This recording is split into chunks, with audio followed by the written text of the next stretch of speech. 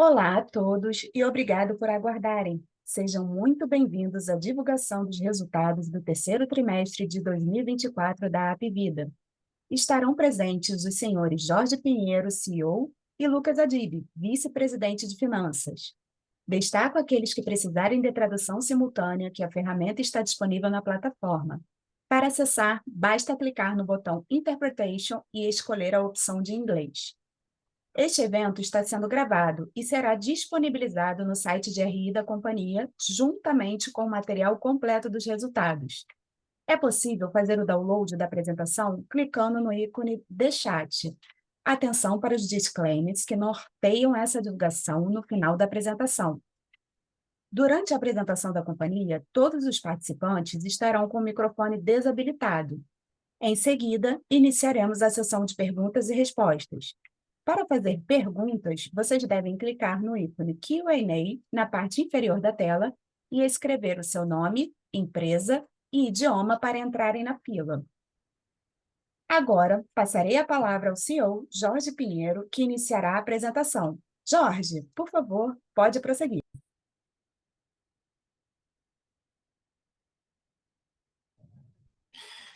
Olá a todos. Muito obrigado por participarem da teleconferência de resultados do terceiro trimestre de 2024. Estamos reunidos aqui em São Paulo, eu, Lucas, Guilherme, todo o time de RI, para compartilhar alguns detalhes dos nossos resultados com vocês. Começando aqui pelo slide 2 da apresentação, trazemos um panorama geral com alguns detalhes financeiros que iremos explorar um pouco mais à frente, com mais detalhes. Gostaria de comentar alguns deles.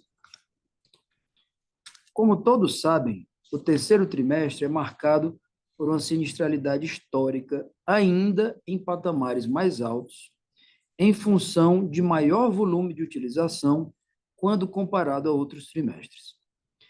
A sinistralidade caixa do 3TRI refletiu os níveis de utilização inerentes do segmento para terceiros trimestres, mas ainda agravados pelos longos períodos de seca e variações bruscas de temperaturas desse ano, bem como pelos reflexos indiretos do adiamento de agendas eletivas do segundo TRI de 24, por conta de um aumento expressivo de casos de dengue em algumas regiões naquele período. No entanto, a companhia foi capaz de superar a sazonalidade histórica para o trimestre, apresentando uma melhora de 0,1 ponto percentual frente ao segundo TRI, de 24, através de diversas estratégias bem-sucedidas de recuperação de margens desenvolvidas desde o início de 2023. E essa é a fortaleza do nosso modelo, verticalizado e integrado. Nosso empenho e disciplina em cada uma das estratégias de verticalização plantadas ao longo dos últimos anos, associados a outras iniciativas, como programas de prevenção, padronização de melhores práticas e fortes investimentos em tecnologia, vem mostrando resultados.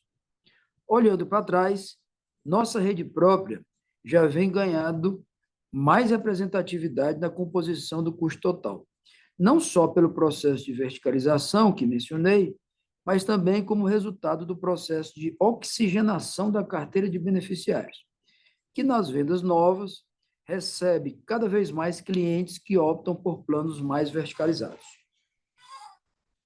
Por falar em rede própria, a expansão da nossa infraestrutura de atendimento assistencial será uma pauta prioritária para os próximos 2 anos.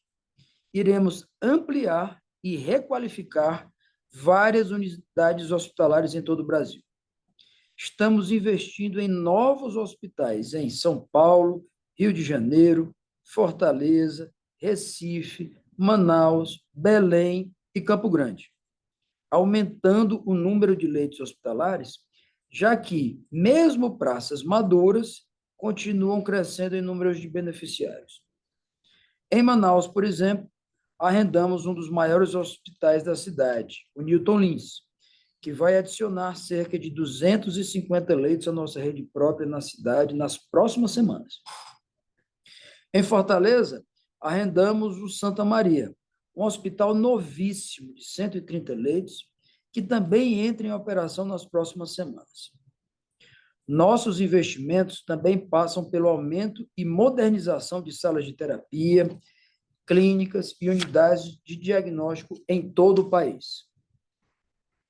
Já nossos investimentos nas cidades de São Paulo e Rio de Janeiro estão se intensificando e devem permanecer elevados nos próximos anos. Devemos, em breve, soltar uma comunicação com muitos detalhes dos nossos planos de desenvolvimento para essas duas cidades. Enfim, nossa estratégia de verticalização permanece forte e deve se intensificar após esse período intenso de integração que passamos. Um dado que não posso deixar de falar é o nosso ganho de vidas no trimestre. Apesar de ainda pequeno, acreditamos que já mostra uma dinâmica na qual nos deixa orgulhosos e animados de que podemos estar no caminho certo para o equilíbrio entre reajuste e nossa força comercial. Seguimos firmes nesse novo ciclo, com reajustes adequados e uma política de subscrição responsável e sustentável. Isso tem nos ajudado a apresentar importantes evoluções trimestres após trimestre. O EBITDA atingiu 763 milhões de reais, impactado extraordinariamente em função de uma reavaliação ampla de todos os nossos processos judiciais cíveis de cunho assistencial, que levou a uma constituição relevante de provisões. O tema judicialização em saúde vem afetando de forma significativa todo o setor de saúde público e privado. A judicialização aumentou de forma expressiva nos últimos 12, 24 meses, e a companhia vem trabalhando em algumas frentes. Numa frente institucional, a Abrange, que é a Associação das Operadoras de Plano de Saúde, vem fomentando reuniões e diálogos com os principais tribunais de justiça estaduais, apresentando o contexto de alta judicialização e de fraudes, para sensibilização dos malefícios acarretados pela judicialização indevida e na busca de uma maior deferência às normas do ambiente regulado e aos pareceres dos núcleos técnicos de apoio à justiça. A Abrange vem também realizando campanhas de conscientização, esclarecendo tanto a opinião pública quanto os formadores de opiniões dos malefícios sistêmicos gerados pela judicialização indevida. Nas nossas frentes internas, foram criados grupos de trabalho onde estamos revisitando nossa condução no tema, em face desse novo padrão de decisão na realidade da judicialização, para entender quais casos reclamam atuação firme e quais são elegíveis para acordos ou outros meios de atendimento. E, por último, estamos repensando modelos de precificação que absorvam com eficiência os efeitos da judicialização, com um pequeno aumento de preço para novas cotações, tabelas de venda nova para produtos massificados, agravo dos reajustes de contratos coletivos e das tabelas de custos internos, com sensibilização do sinistro e coparticipação, que serão suficientes para fazer frente a essa nova realidade. O assunto judicialização será abordado de forma mais específica e mais detalhada ao final dessa apresentação. Desconsiderando esse impacto extraordinário, nosso EBITDA ajustado teria sido de cerca de 843 milhões de reais, um incremento de 13,6% em relação ao 3T de 23.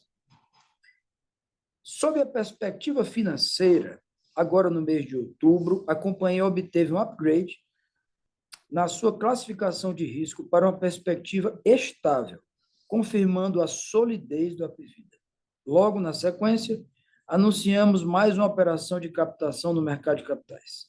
Foi a 8ª emissão de debêntures, captando o montante de 2 bilhões de reais. Esta emissão também obteve o grau máximo de investimento, AAA. Os recursos provenientes dessas operações estão sendo destinados para a otimização do perfil da dívida da companhia. Importante mencionar aqui também que nosso processo de desalavancagem gradual e orgânico continua, com o nosso indicador chegando a menos de uma vez dívida líquida sobre EBITDA. Esse é o menor indicador dos últimos 11 trimestres, quase 3 anos, e um patamar bastante saudável e confortável. Estamos muito próximos do fim da nossa jornada de integração, com a nossa quarta e última onda em São Paulo, tendo sido iniciada em outubro e sendo finalizada nas próximas semanas. Essa gigantesca integração durou pouco menos dos 3 anos que prevíamos. Nosso núcleo de observação e controle, que é o setor responsável pelo acompanhamento de todos os mais de 100 mil indicadores de qualidade assistencial em tempo real, já monitora todas as nossas unidades. Ratificando o que já falamos em outros trimestres, todas as ondas de integração das unidades assistenciais em São Paulo têm sido executadas de forma eficiente e eficaz, não impactando na percepção do cliente em termos de qualidade assistencial e, consequentemente, não impactando em cancelamentos. Inclusive, a operadora NDI, que representa basicamente a Grande São Paulo, atingiu um dos seus melhores patamares históricos no IGR, que mede os índices de reclamações junto à agência reguladora do setor. Quando olhamos para os nossos indicadores de qualidade assistencial, continuamos a nos destacar, trazendo 2 exemplos, o de passos naturais e o de SMR. Em passos naturais, nossa taxa no trimestre para as regiões onde tínhamos o nosso programa Nascer Bem foi acima de 39%. Lembrando que o benchmark nacional aqui é o da ANAP, que é de 25%. No SMR, que é a taxa de mortalidade padronizada em UTIs, nosso indicador foi de 0,58 no terceiro trimestre de 24, muito melhor do que o benchmark da MIB, que é de 0,76. A companhia vem investindo fortemente em qualidade e nossos índices de satisfação por operadora vêm melhorando de forma consistente. Antes de passar a palavra final para o Lucas, que vai detalhar um pouco mais o nosso resultado com vocês, preciso lembrá-los da mensagem que deixei no trimestre anterior. Todos os nossos esforços de qualidade assistencial permanecem prioridade para a companhia. Nossos programas de medicina preventiva, tais como o Nascer Bem, nosso programa de assistência pré-natal e gestação segura, o Viver Bem, para o controle da diabetes, e o Viva Leve, que incentiva a mudança no estilo de vida e promove a reeducação alimentar, vêm sendo expandidos para novas regiões e continuam a apresentar resultados satisfatórios. Passado esse período mais intenso de integração de ativos e sistemas, vamos nos voltar ainda mais para frentes de automação e digitalização, em muitos casos, com auxílio de ferramentas com uso de inteligência artificial. Pesquisa, desenvolvimento e educação já são assuntos perenes na companhia e são olhados com viés de solução para melhorar a qualidade assistencial. Nessa frente, temos, por exemplo, 587 estudantes de medicina distribuídos em nossos programas de formação médica, 7 centros de pesquisa próprios, 123 publicações científicas, dentre outras conquistas. Em resumo, estamos reafirmando nosso compromisso com a saúde do brasileiro, levando sempre qualidade, conforto e acessibilidade. Com a finalização do processo de integração, observando uma sinistralidade controlada, mesmo que ainda tenhamos oportunidades de melhorias e ganhos. Uma alavancagem em níveis bem confortáveis. uma boa geração de caixa, sucessivas melhoras em nossos índices de reclamação da ANS, uma retomada de crescimento orgânico de beneficiários. Olhamos para 2025 com duas agendas prioritárias, tendo sempre nossos clientes no centro da nossa estratégia. Ampliação e qualificação da nossa rede própria e digitalização das nossas jornadas. Nos mantemos focados e disciplinados para dar continuidade à implementação da nossa estratégia, fortalecendo nossas operações e buscando o equilíbrio saudável das nossas margens. Agradeço a contribuição de todos os nossos colaboradores, médicos, dentistas, corretores, fornecedores e da confiança e atuação muito presente do Conselho de Administração, além de acionistas e principalmente dos nossos clientes. Razão fundamental dos nossos esforços. Reafirmamos o nosso compromisso em servir o povo brasileiro, cuidando da sua saúde, sempre com a máxima qualidade e de maneira acessível. Lucas, por favor, pode continuar. Obrigado, Jorge. Olá a todos e obrigado pela participação. É um prazer muito grande estar com vocês em mais um call de resultados da Apvida. Começando aqui pelo slide 3, sobre a receita líquida, com esse gráfico no canto superior esquerdo. Vejam que a receita líquida consolidada cresceu 6,6% no terceiro trimestre de 2024 contra o terceiro trimestre de 2023 e 5% nos 9 meses de 2024 contra o mesmo período do ano passado.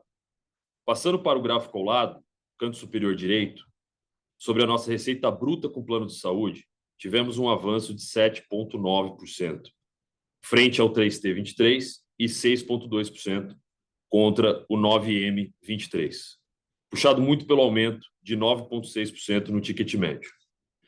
Em odontologia, na parte de baixo do slide, tivemos nos períodos um avanço de 3,5% e 4% de receita na mesma base de comparação, também puxado pelo incremento do ticket médio. Na linha de receitas provenientes de vendas de serviços médicos e outras atividades, observamos uma redução de 30% no terceiro trimestre de 24% e de 22% nos primeiros 9 meses do ano. O principal redutor vem da venda de serviços médicos hospitalares, onde temos sido mais seletivos com o objetivo de reduzir a exposição ao risco de crédito e priorizar a nossa capacidade hospitalar para atender nossos beneficiários em produtos cada vez mais verticalizados, ou seja, que priorizam a nossa rede própria de atendimentos. Já a linha de outras atividades, houve a descontinuidade após as vendas da Resgate e da Meida, ambos já tratados em calls anteriores. Passando aqui para o slide 4, vemos um crescimento líquido de beneficiários em planos de saúde da companhia, aumentando quase 8 mil vidas. Como o Jorge mencionou, embora esse crescimento seja um número aquém das nossas ambições, estamos animados com essa potencial inversão de tendência. Mudanças relevantes foram realizadas em nossas operações no ano passado, incluindo iniciativas de otimização da nossa base de clientes.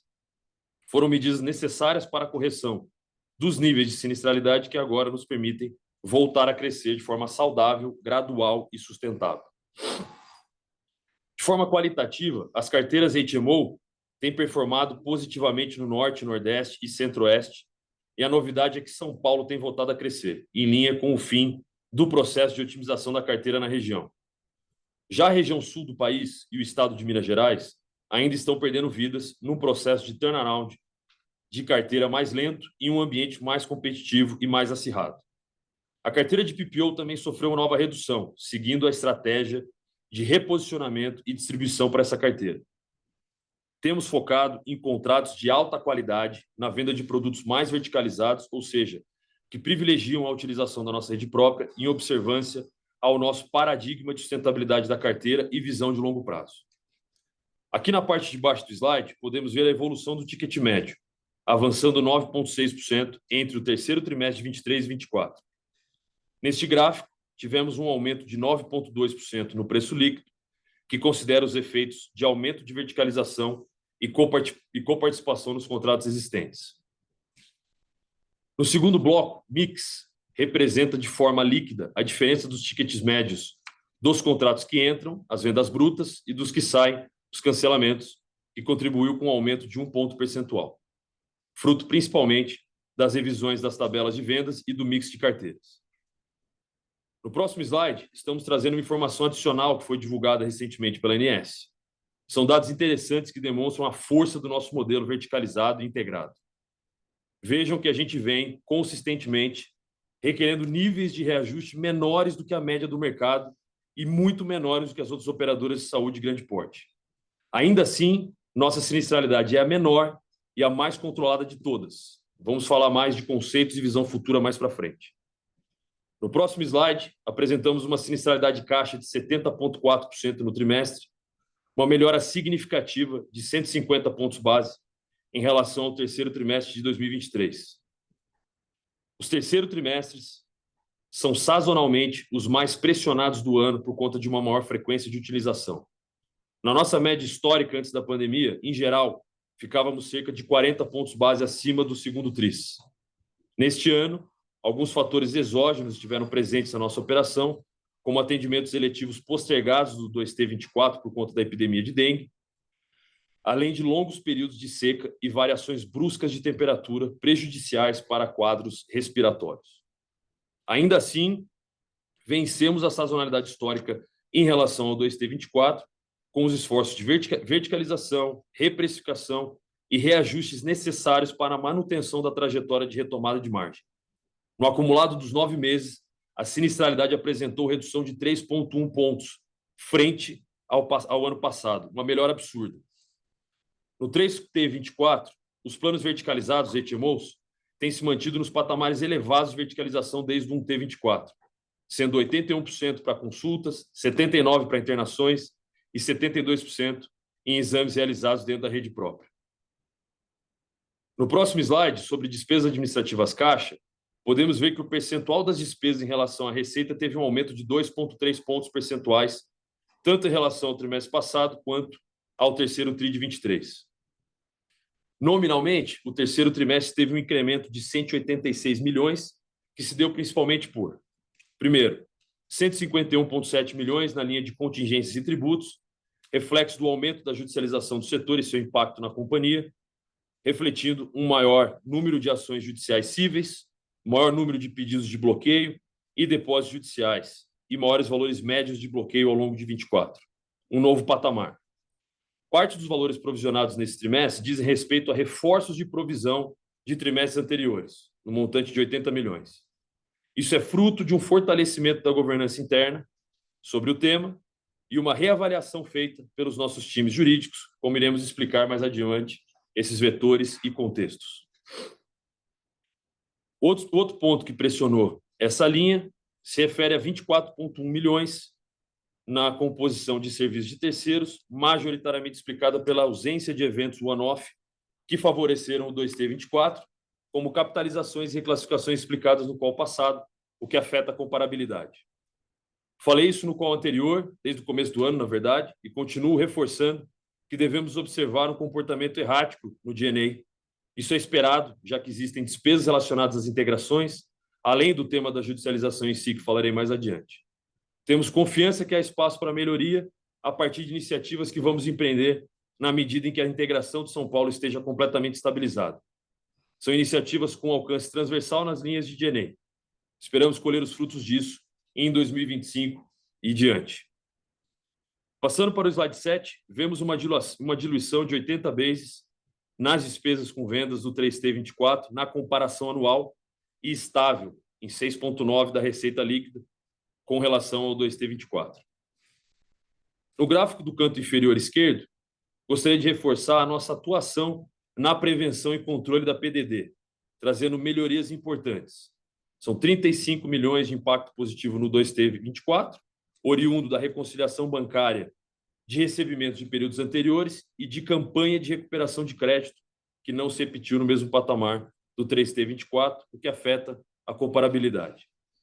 São 7 milhões decorrentes da campanha de recuperação de créditos que impactou positivamente o 3T24 e 22 milhões da melhora no perfil de inadimplência, resultado da nossa priorização máxima na recuperação e análise de crédito.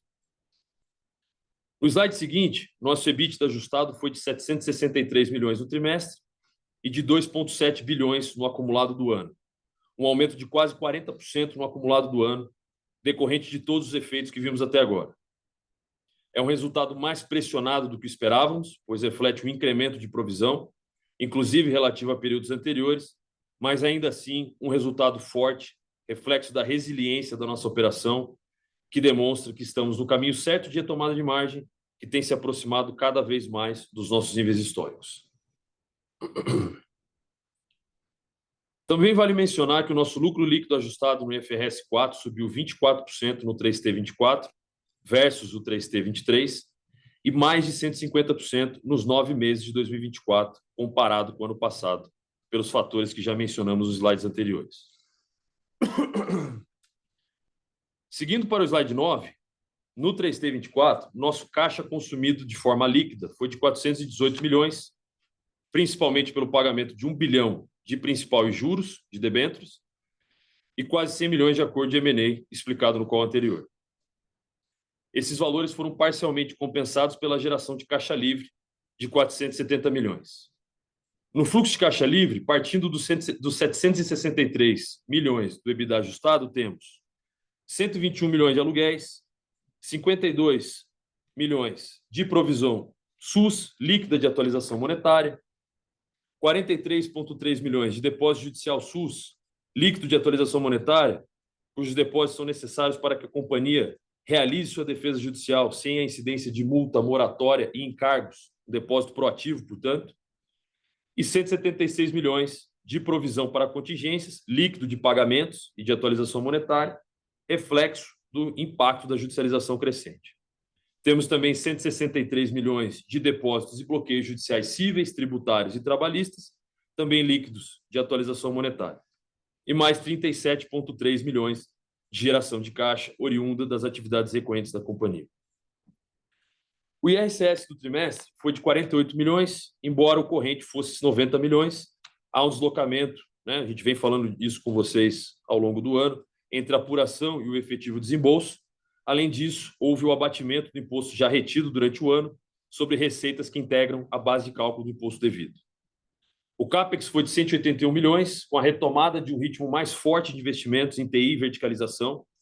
Nosso CAPEX histórico girava em torno de 2,5% a 3% da receita bruta.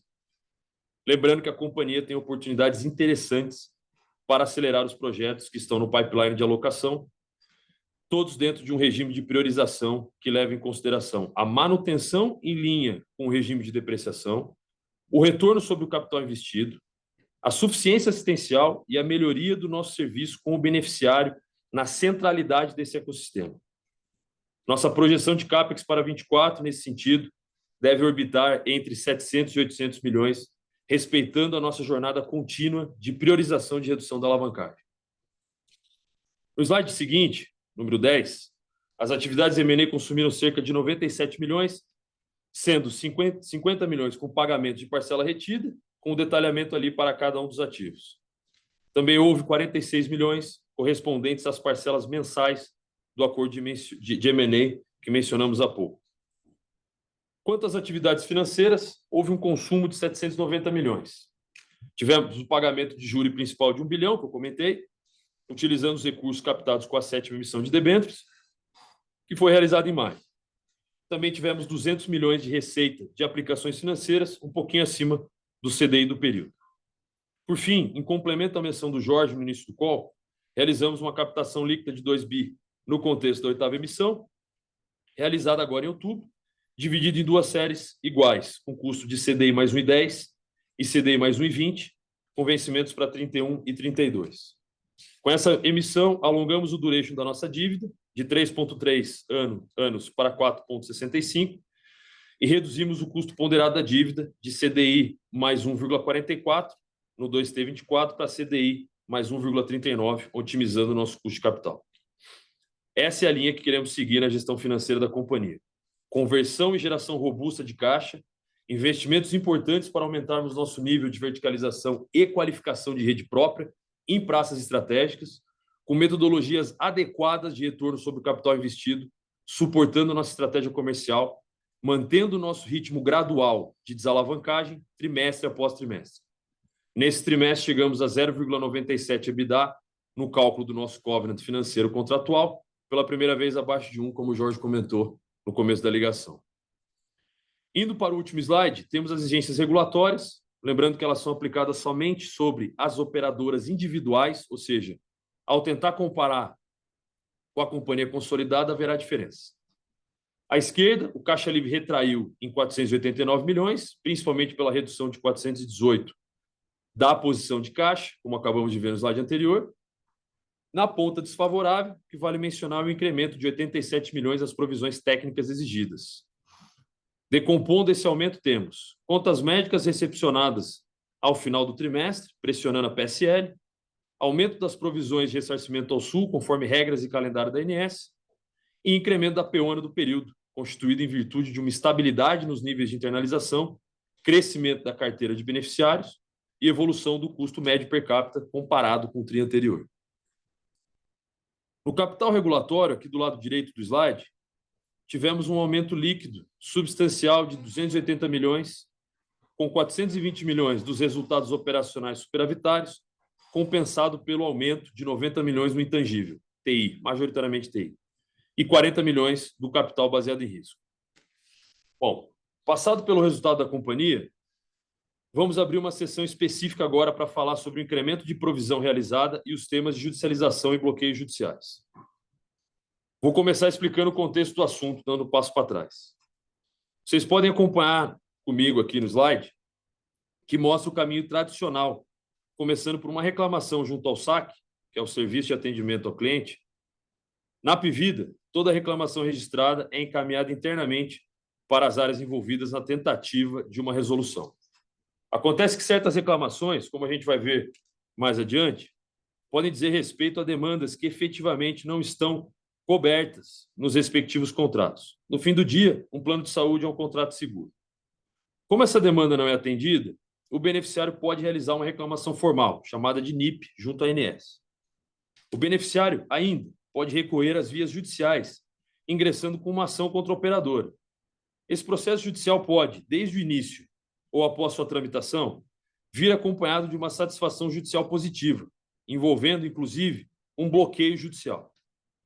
O bloqueio judicial costuma ser balizado pelo valor da demanda, que pode incluir danos morais, sucumbência, multa e juros, além da discussão subjacente, ou seja, a efetiva cobertura contratual em discussão. Uma vez realizado o bloqueio judicial, na sequência o valor sai da conta da companhia, bancos, para uma conta judicial, criada especificamente para aquele determinado processo e administrada pelo Tribunal de Justiça respectivo. No fim, é uma mera reclassificação entre contas patrimoniais no ativo. Esse bloqueio é, portanto, convertido em depósito judicial, que permanece depositado até que a demanda seja resolvida de forma definitiva ou que o magistrado entenda pertinente sua liberação antecipada, seja devolvendo os recursos para a companhia, seja liberando-os ao beneficiário demandante.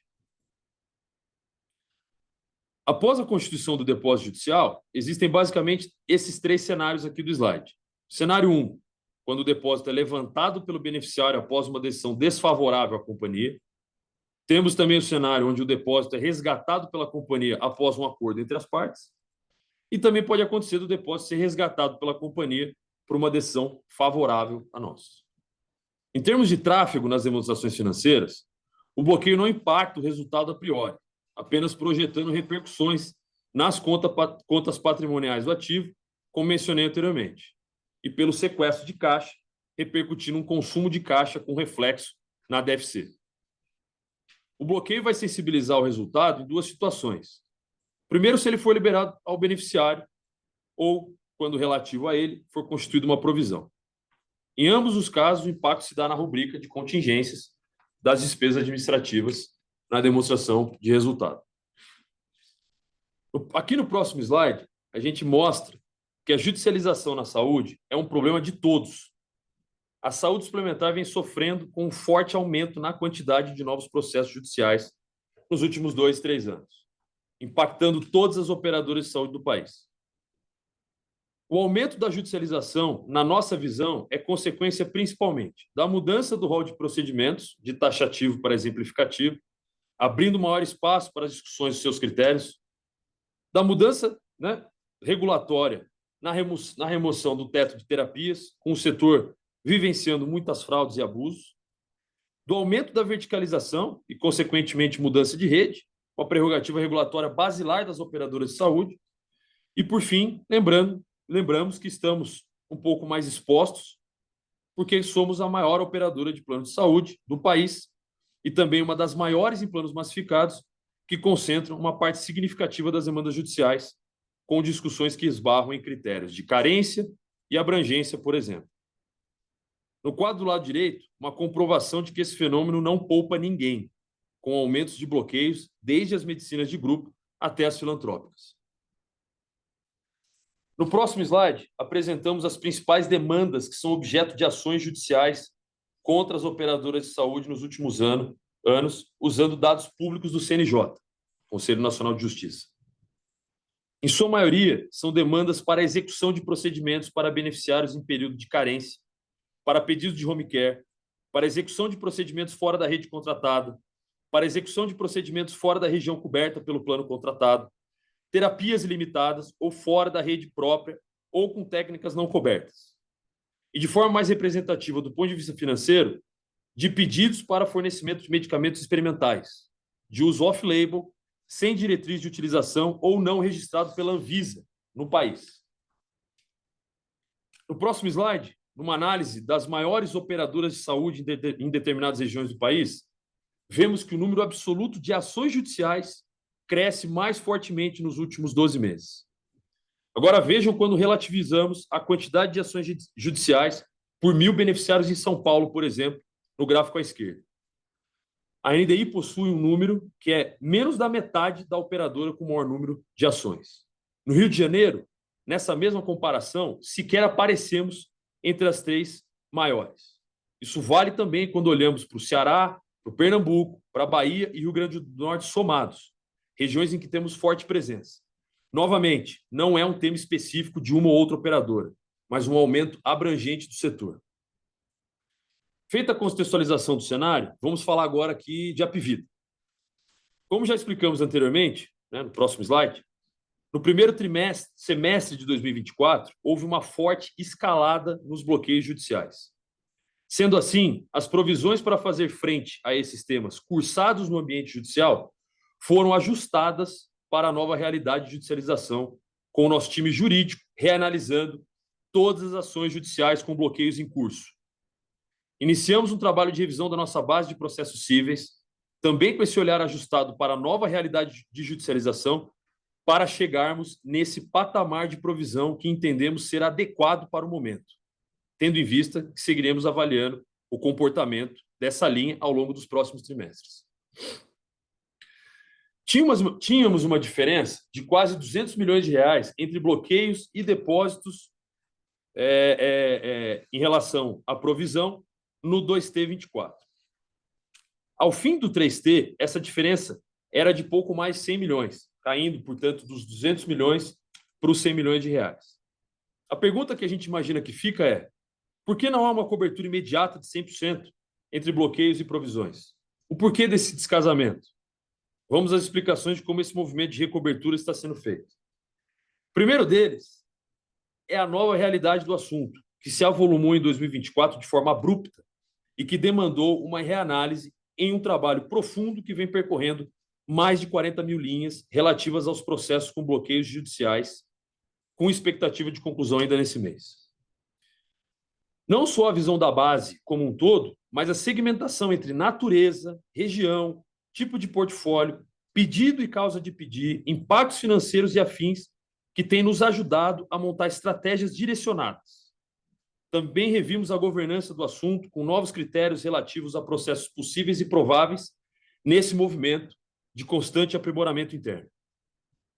Segundo que, na visão do nosso time jurídico, nem todo processo com bloqueio demanda sua respectiva provisão, uma vez que podemos celebrar acordos fora do ambiente judicial que acabam tendo valores menores que aqueles objeto do bloqueio.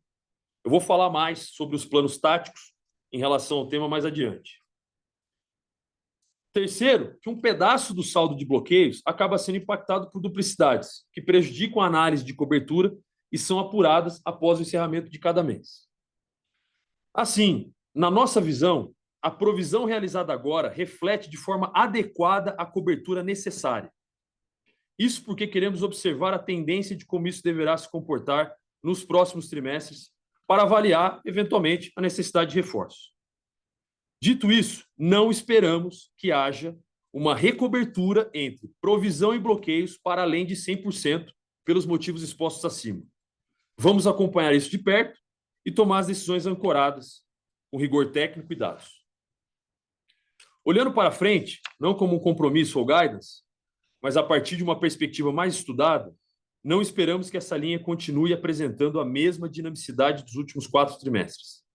Crença essa justificada pelas frentes e iniciativas que estamos implementando e esperamos capturar seus reflexos nos tris subsequentes.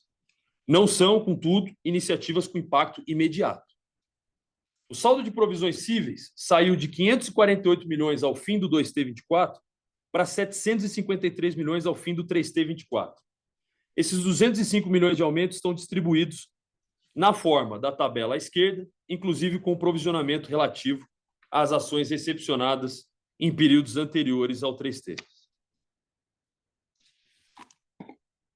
No próximo slide, vou falar o que estamos fazendo e por que temos que fazer. Vou falar o que estamos fazendo e por que temos que fazer mais e melhor, como sempre. Na parte institucional, como o Jorge comentou, temos as duas frentes sendo encabeçadas pela Abrange, como vocês podem ver aqui no canto esquerdo do slide. Na frente corporativa, mais sob nosso controle, temos feito muito desde então. Criamos grupos de trabalho que vêm analisando precocemente processos judiciais, com reuniões diárias para rápida tomada de decisão. Um grupo focado na resolução rápida do tema pré-bloqueio, outro já mais focado em negociações pós-bloqueio. Passamos agora a acompanhar o tema todos os dias, de forma dinâmica, com times exclusivamente destacados para isso. Nesses grupos, com reporte diário ao presidente, esperamos reduzir o volume a partir dessa abordagem interdisciplinar que vai do jurídico ao pós-venda e cada vez mais calcada em dados. Temos uma jornada aqui de qualificação, mas estamos confiantes de contarmos com as ferramentas necessárias e por sabermos o caminho que deveremos seguir para domar essa linha. Numa outra frente, considerando o patamar mais acentuado de judicialização, estamos repassando para preço novas cotações de planos coletivos e mexendo nas tabelas de venda dos novos produtos massificados.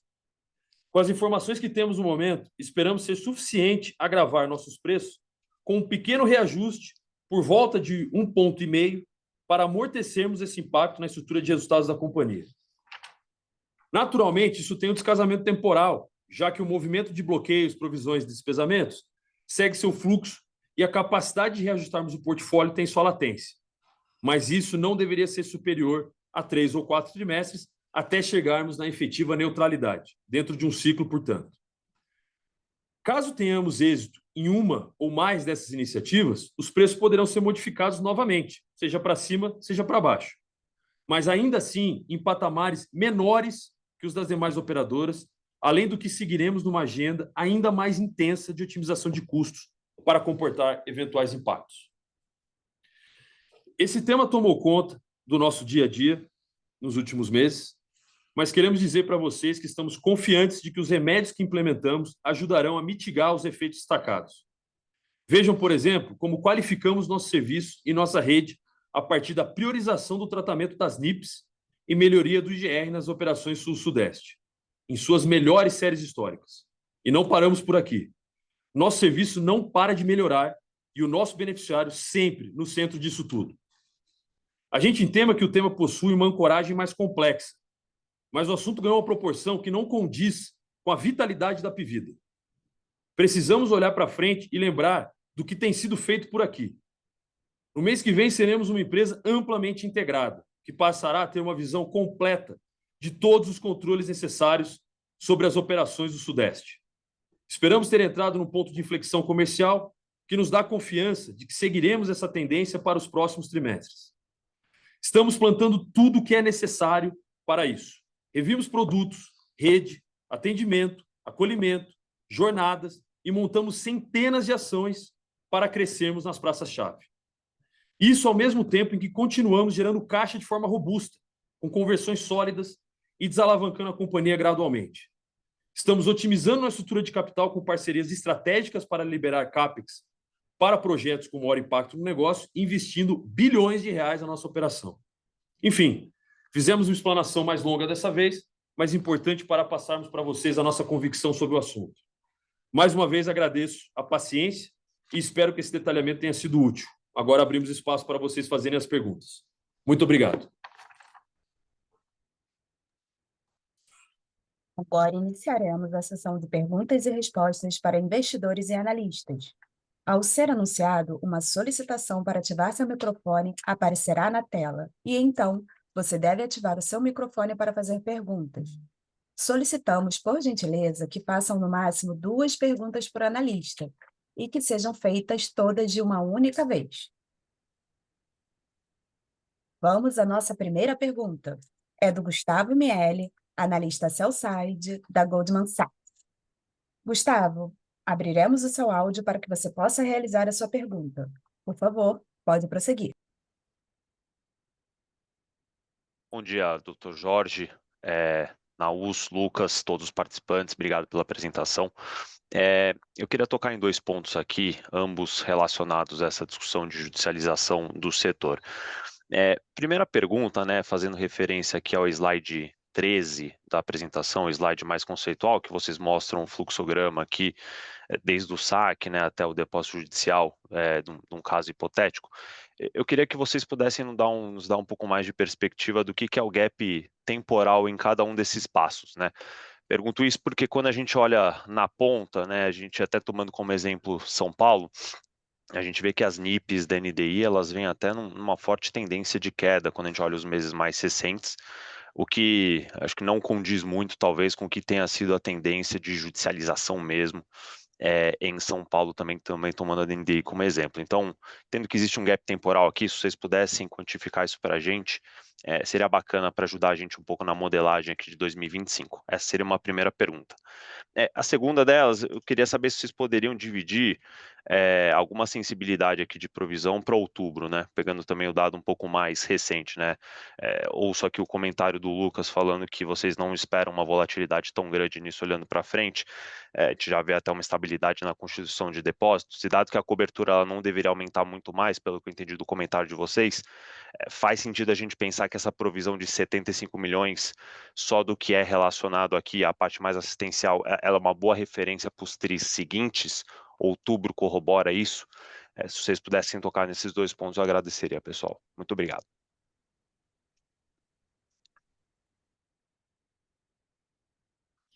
Ô, Gustavo, muito boas perguntas. Bom dia. Eu vou começar aqui respondendo, depois vou pedir para o Lucas pegar a segunda pergunta tua.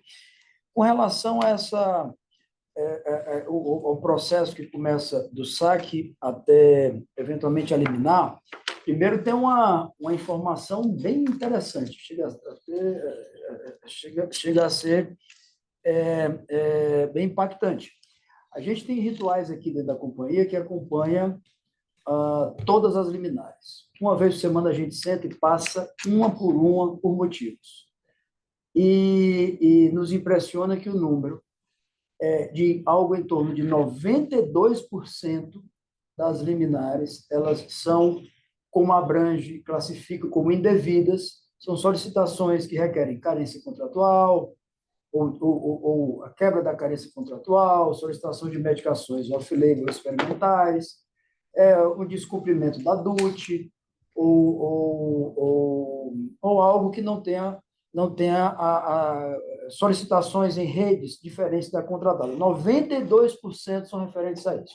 Apenas 8% se referem a outros tipos de queixas, como, por exemplo, o médico que faltou a sua consulta, um equipamento que quebrou e o usuário não conseguiu fazer, são queixas operacionais. Se a gente conseguir resolver 100% das nossas queixas operacionais, a gente só conseguiria diminuir 8% das liminares. Mas veja que a gente tem implementado esse ano uma série de importantes melhorias assistenciais.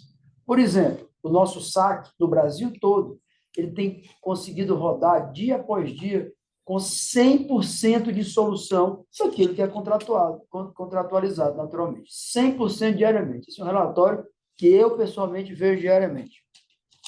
Assim como uma série de outras melhorias, estamos falando agora, a gente implantou, por exemplo, em São Paulo e no restante de toda a Regional 2, a nossa meta de atender em 15 minutos. Isso aqui é claro que houve esforço de contratação grande de médicos, que a gente pudesse atender o que hoje, eu acho que está na nossa apresentação, quase 80% de todas as consultas realizadas no nosso PS foram feitas em menos de 15 minutos.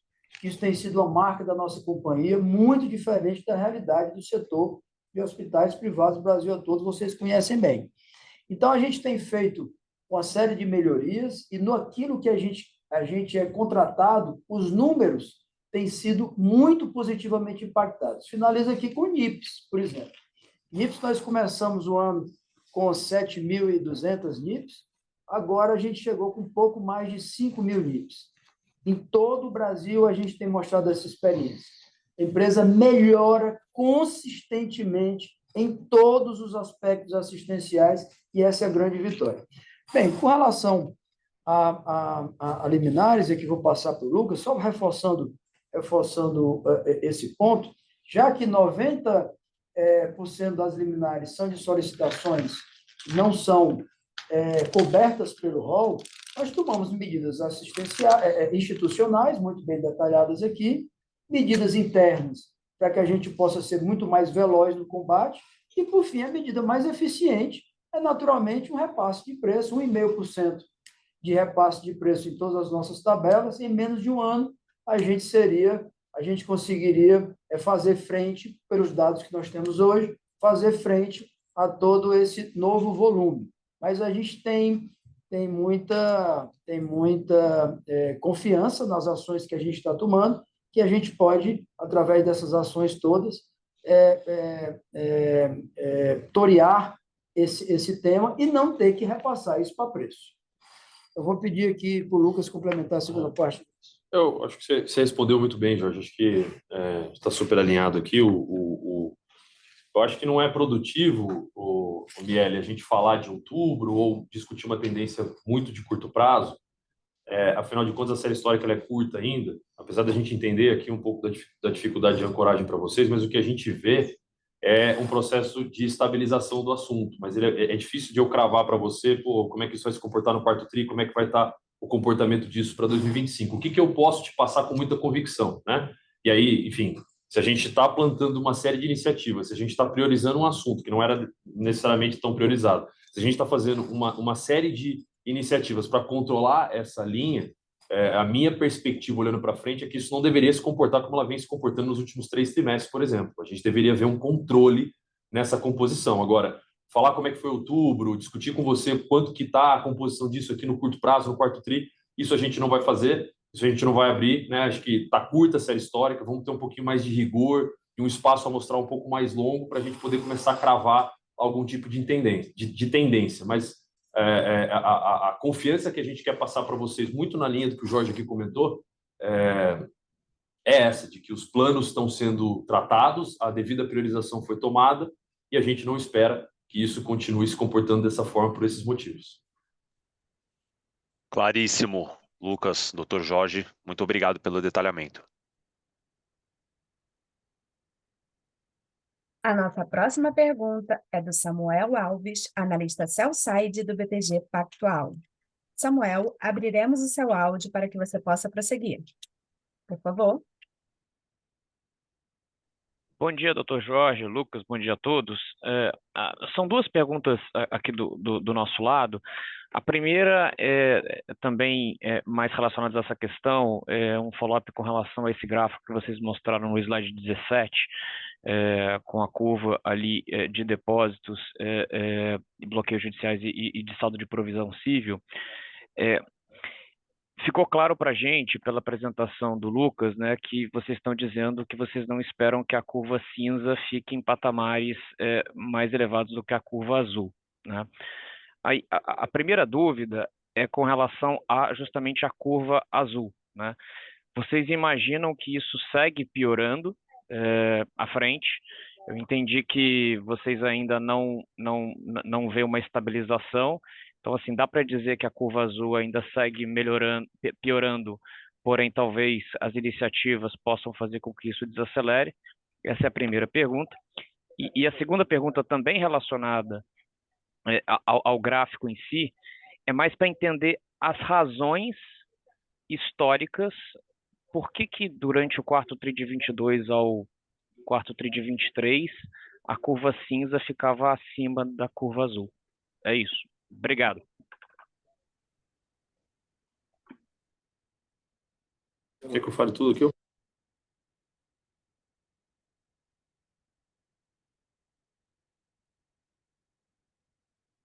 Pode ir.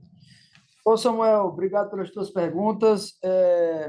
Bem, as razões pelas quais isso tem mudado, a gente enxerga principalmente em função das discussões que houveram a respeito do rol ser exemplificativo ou taxativo. Isso gerou uma instabilidade a respeito do que é definido pelo regulador, uma definição do rol claro. É claro que para você fazer uma precificação correta, você precisa saber o que está contido no rol, como também novas terapias, que agora a agência tem, pelo que a gente tem escutado, tem trabalhado para a definição de diretrizes de utilização, para regular melhor, porque ao reboque disso, uma série de fraudes e más práticas vieram prejudicando o setor todo. Então, esses dois temas talvez sejam os principais que fizeram com que houvesse essa escalada, mas que ela afetou o privado e o público com a mesma intensidade. De novo, a gente está bem confiante de que as medidas que a gente tomou, institucionais, operacionais e de precificação, vão ser suficientes para fazer frente a isso. E aí, pedir para o Lucas responder a segunda parte da pergunta. Beleza. Fala, Samuel. Obrigado aí. Acho que o bom de vocês trazerem essas perguntas é que a gente consegue pacificar aqui no call, que é o ambiente que a gente tem tratado dos temas mais críticos, né?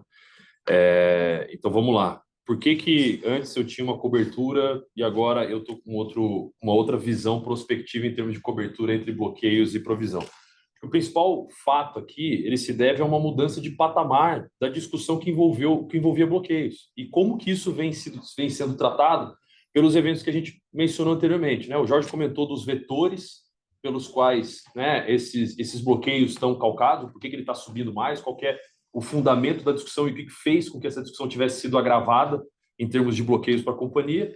Então, essa mudança de patamar entre o que acontecia no 4T22 e o que vem acontecendo no 3T24 faz a gente ter que ter uma nova forma de enxergar o problema, uma nova forma de revisar os nossos prognósticos do ponto de vista do que é possível, do que é provável, e tratar isso olhando para frente. E nessa nossa nova revisão, olhando uma nova composição de patamar de judicialização, a gente entende que essa cobertura, que seria até 100%, e a gente não está dizendo que a gente vai já fazer isso agora, de novo, né? Acho que o que eu quis dizer ali é que a gente tem hoje a provisão que a gente entende absolutamente necessária para poder comportar essa estrutura. Isso aqui é balizado por um acompanhamento de acuracidade de provisão muito rigoroso pelo nosso auditor independente, inclusive, que reporta isso nos órgãos da administração. Então, a gente tem uma acuracidade grande na nossa provisão histórica, e agora a gente fez o seguinte: olha, como mudou o patamar, e a gente vê essa mudança de patamar acontecendo do 4T23, extravasando para um T24, para o 2T24, falou, olha, vamos ter que fazer algumas revisões de alguns paradigmas que a gente estava utilizando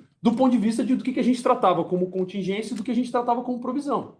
Então, esse trabalho contínuo de aperfeiçoamento dessa governança, dessa revisão dos critérios técnicos pelos quais a provisão é constituída, nos faz crer que a gente deveria chegar num cenário que a gente entenda necessário o fechamento dessa boca, ser ali numa cobertura de 100%.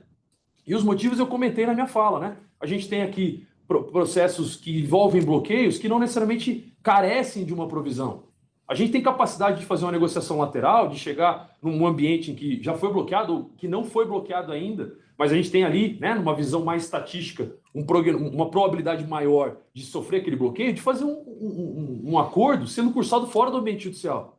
E quando eu faço essa discussão fora do ambiente judicial, eu expurgo sucumbência, eu expurgo multa e juros, eu expurgo dano moral. Então, quando a gente olha para essa massa, e essa revisão muito aprofundada que vem sendo feita pelo nosso time jurídico, muito diligente, de uma forma muito competente, A gente tem os melhores caras dentro de casa fazendo isso aqui. Você pode ter completa convicção disso. Isso é acompanhado pelo vice-presidente jurídico da área, que é uma das pessoas assim, mais diligentes e mais competentes nesse assunto que eu já conheci, junto com um time extremamente competente dele. Então, essa análise tão aprofundada e minuciosa faz com que a gente tenha essa convicção de que, se precisarmos recompor mais do que a gente recompôs agora, ele deveria chegar ali perto do nível de 100%. Agora, já retomando para a tua primeira pergunta e conectando uma coisa na outra, eu acho que é muito difícil a gente ficar falando de tendência com vocês aqui. E a gente não queria cair na discussão de tendência, do quanto que vai ser o quarto tri, do quanto que vai ser 2025. A gente deu muitas pistas, a minha fala deu pistas para vocês projetarem ou tentarem modelar o que seria isso para 2025. Acho que tem um pedaço aqui de informações que às vezes, né, a gente é questionado sobre o assunto para poder abrir, mas assim, na nossa visão, as informações necessárias para vocês entenderem do ponto de vista do valor justo da companhia, a gente passou as principais pistas e dicas aqui na minha fala e nos documentos que a gente abriu. Então, não, sem dizer que estabilizou, sem dizer que a gente controlou essa volatilidade, a fala a gente tem na nossa mão uma série de mecanismos para poder controlar isso. Se eu estou aplicando uma governança muito sofisticada, com a máxima temperatura, sendo acompanhada pelo presidente da companhia, me leva a crer que essa linha não deveria se comportar dessa forma. Agora, a gente precisa ver como isso vai ser o desenlace disso para os próximos trimestres. A série histórica é muito curta. Eu vejo alguma estabilização? Vejo uma estabilização aqui sim. Agora, a gente vai lutar muito para que isso seja visto de uma forma mais positiva nas nossas contas patrimoniais e de resultado, baseado nas iniciativas que a gente implementou aqui dentro. Então, essa é a mensagem que a gente quer passar para vocês, sem discutir como é que está o quarto tri, como é que está a tendência, se eu já vou te dar uma projeção para você fazer isso lá para 2025. Assim, a gente passou algumas pistas aqui para vocês poderem fazer essa modelagem para frente, tá? Sem que isso, de novo, se configure um guidance, sem que isso se configure como um compromisso da companhia em relação a algo que a gente está passando aqui nesse curto espaço de tempo. Obrigado, Lucas, doutor Jorge. Bom dia a todos. A nossa próxima pergunta é do Maurício, analista sell-side da Morgan Stanley. Maurício, abriremos o seu áudio para que você possa realizar a sua pergunta. Por favor, pode prosseguir. Bom dia, doutor Jorge, Lucas, obrigado pelo espaço aqui. Eu tenho duas perguntas, mas mudando um pouco do ângulo da história da judicialização, né? A primeira é como que ficaria a estratégia comercial de vocês com respeito aos planos massificados, porque, pelo menos pelo que a gente vê nos dados, tem uma tendência muito maior de judicialização vindo desse tipo de contrato. Então, o que vocês pretendem fazer comercialmente em relação a isso? Se existe, dentro dos limites regulatórios e legais, uma forma melhor, talvez, de fazer escrutínio, né, das novas entradas? E a segunda pergunta, já que vocês falaram em precificação, né, do que poderia ser um restabelecimento de equilíbrio via precificação, como isso pode ser aplicado na prática, dado que vocês têm carteiras diferentes, né? Então, você tem a carteira corporativa, que tem muito mais a ver com o sinistro da própria carteira, e pelo que eu entendo, é um subsegmento aí que o mercado já equilibrou bem, inclusive vocês. O individual tem preço regulado, né? Então, vocês citaram venda nova, se vai ser só via venda nova, e do próprio PME, né? Porque o PME, isso obrigaria um ajuste, né, para todos os contratos ao mesmo tempo. Então, como fica também essa questão de precificação na prática? Como que vocês conseguem reequilibrar o economics com vários segmentos? Obrigado.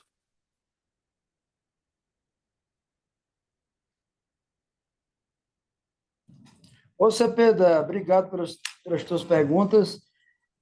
Vamos lá. Do ponto de vista comercial, como a gente falou, pelos nossos cálculos, a gente vai fazer um pequeno reajuste, e esse pequeno reajuste inclui vendas novas e todos os reajustes que não são regulados, né?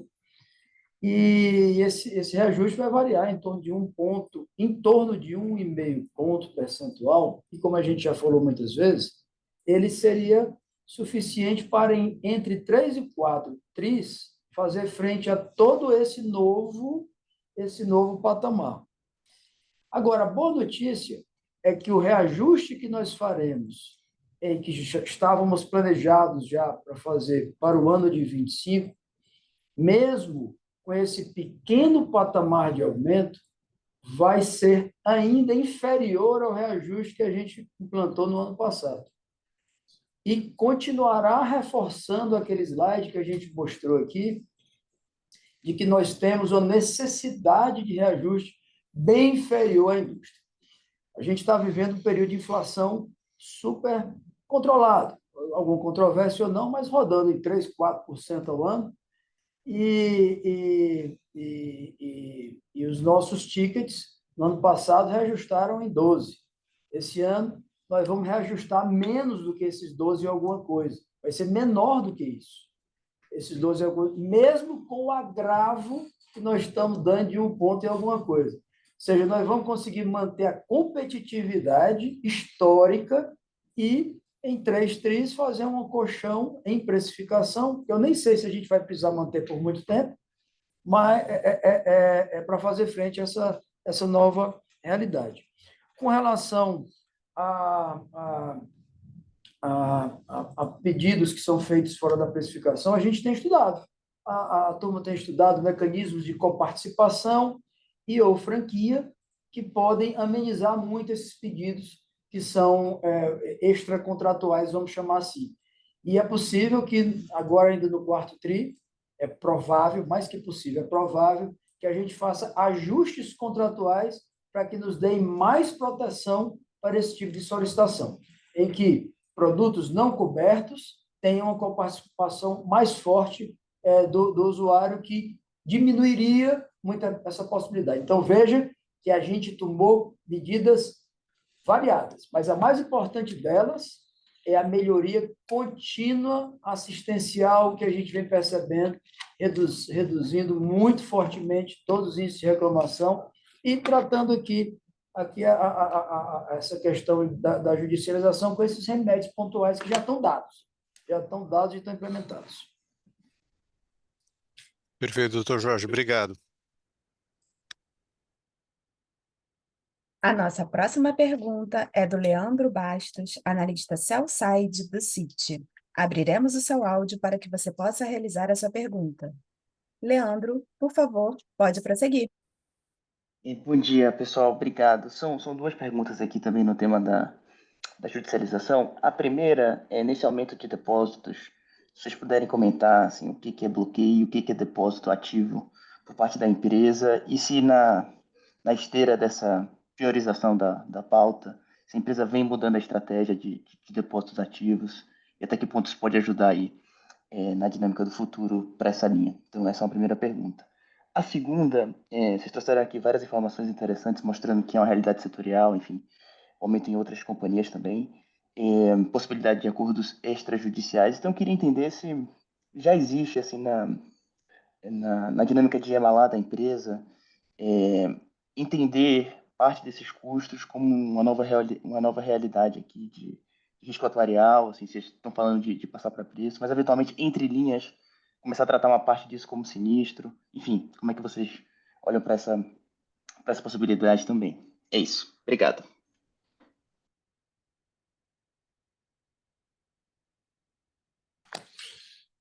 Fala, Leandro, obrigado aí pela tua pergunta.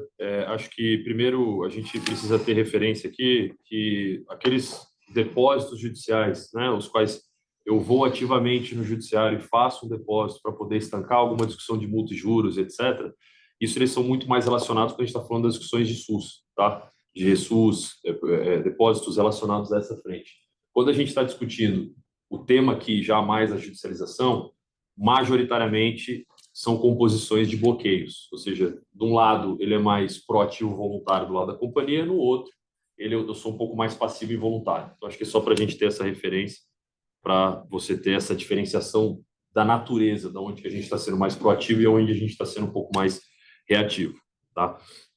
Sua segunda pergunta, quando você fala dessas negociações que são cursadas fora do ambiente judicial, sim, a gente tem aqui feito uma série de avaliações em relação a esse tema para poder destacar e começar a fazer, enfim, passar a considerá-lo como um custo estrutural da companhia e, consequentemente, isso compor os relatórios de sinistralidade, que vão sendo os relatórios trocados no ambiente das nossas contas corporativas, passar a compor esse custo efetivamente dentro da carteira individual, que passa para a ANS, vai sim pressionar uma composição de ajuste técnico por conta desse montante. Então, na nossa visão aqui, a gente não muda a prática contábil dentro do exercício, né? Essa é uma discussão que a gente está fazendo olhando o encerramento de 2024, mas sim existe aqui uma janela que está sendo feita aqui de discussão interna com algumas áreas em que a gente está projetando fazer as repercussões desses acordos e algumas outras repercussões, não só essas, algumas outras repercussões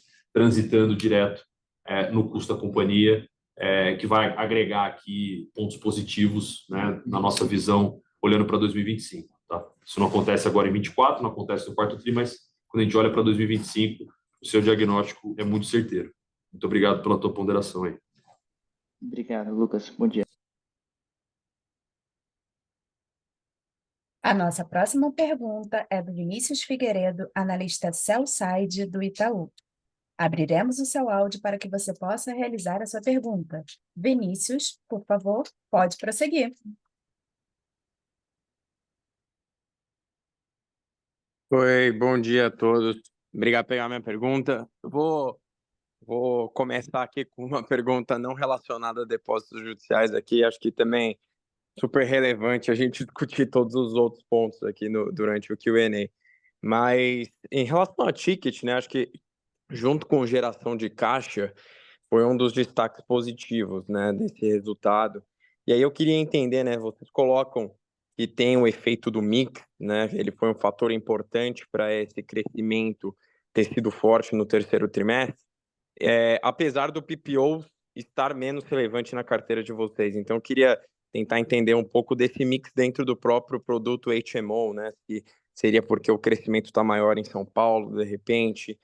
E aí o segundo tópico também, aí eu vou seguir um pouco meus colegas aqui, perguntar sobre os bloqueios judiciais, para tentar entender em relação a uma pergunta um pouco mais conceitual, né, do tempo do processo ser iniciado até você ter um bloqueio judicial, quanto tempo, mais ou menos, quantos meses a gente está falando, se existe algum tipo de padrão para a gente conseguir pegar esses números que vocês mostraram, né, que parece estar tendo agora uma estabilidade no novos processos, isso poderia ser um depósito judicial um pouquinho menor nesse curtíssimo prazo também. Só para a gente tentar traçar aqui qual que é o delay da curva das duas coisas.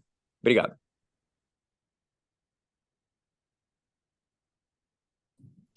Legal, Vinícius. Eu vou pegar aqui a primeira pergunta e o Lucas responde a segunda. Com relação a ticket, como você bem sabe, tem uma série de variáveis que importam ao ticket, né? Se o crescimento se dá mais em varejo, o ticket sobe, se dá mais em cidades em que o custo médico é mais alto, portanto, o valor das tabelas de venda são mais altas, também o ticket sobe um pouco mais. Se são produtos com menos copay, ou copays mais baixos, também o ticket sobe mais. Então, o ticket médio responde a uma série de variações. Não dá para a gente cravar que foi um motivo específico, né?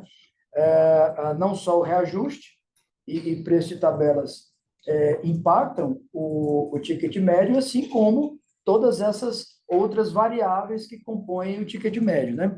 Agora, a boa notícia é que isso tem nos ajudado, é que a empresa vem expandindo em varejo, que é um ótimo sinal, em várias cidades em que a venda do varejo estava mais morna. Eu vejo um crescimento do varejo em Minas Gerais, notadamente na Grande BH, vejo o varejo mais aquecido no Sul, notadamente lá no Paraná. As regiões Norte e Nordeste estão indo muito bem no varejo, ou seja, aqui em São Paulo também o varejo está melhor do que estava no começo do ano, então isso também puxa mais o ticket médio para cima. Pedi para o Lucas responder a tua segunda pergunta. Fala, Vinícius, tudo bem? A gente está a gente não está abrindo algumas informações como essa que você comentou, por exemplo, mas eu posso te dar alguns direcionais. Por exemplo, quando a gente começou a discutir esse assunto lá atrás, eu particularmente tinha uma perspectiva, uma visão de que tinha um comportamento de cauda um pouco mais longa, tá? Essa cauda ela tinha uma latência grande entre você começar a fazer a discussão e efetivamente ter a composição de bloqueio e posteriormente ter a eventual perda do controle sobre esse ativo que, do ponto de vista contábil, repercutiria com essa baixa, né? E o trânsito na DRE consequentemente. O que a gente nota aqui agora, já com uma boa parte dessa base rodada e com uma visão um pouco mais aprofundada do assunto, é que ele é mais veloz, tá? Ele não tem uma cauda tão longa, ele é mais veloz, motivo pelo qual a gente precisa ser mais ainda assertivo e célere nas nossas negociações e na nossa busca ativa para resolver esse ponto, tá? Então, ele é mais curto, ele tem uma curva mais curta do que aquela que a gente havia imaginado anteriormente, né? Então, essa é um pouco da visão que a gente está trazendo aqui. Esse trabalho segue, né? A gente está assim, muito próximo de concluí-lo aqui, concluir nessa semana, na próxima. E a gente, aqui, do ponto de vista interno da companhia, vamos ter todas as respostas que a gente precisa, mas todos os direcionais já existem e o plano tático estratégico montado já vem desse aprofundamento dessa base. Então, não tem nada novo que vai surgir dessa base que a gente precise para tomar alguma decisão, é mero esgotamento de base. Então, a gente hoje tem toda a convicção do assunto, tem toda a visibilidade e as táticas e as estratégias montadas vêm muito desse diagnóstico muito preciso que foi feito, né, internamente pela companhia. Mas esse é um dado que a gente ainda não vai disponibilizar. Pode ser que a gente abra isso em algum momento no próximo call de resultados, pode ser que a gente chegue na conclusão de que isso a gente tem toda a metodologia e o rigor necessário para poder abrir essa informação, entendendo ser uma informação necessária para você poder criar o teu modelo e chegar no valor justo para a tua tomada de decisão no valor imobiliário da companhia, não a sua tomada, né, mas do mercado em geral. Mas hoje é uma informação que a gente não vai ainda apontar o numérico, o que a gente pode dizer é que ele tem uma cauda mais curta, ele é mais veloz do que a gente esperava. Perfeito, claríssimo. Obrigado, doutor Jorge, obrigado, Lucas, obrigado, time todo. Um abraço. A sessão de perguntas e respostas está finalizada. Com isso, o evento de divulgação dos resultados do terceiro trimestre de 2024 da Apvida está encerrado. A área de RI permanece à disposição. Muito obrigado a todos por sua participação.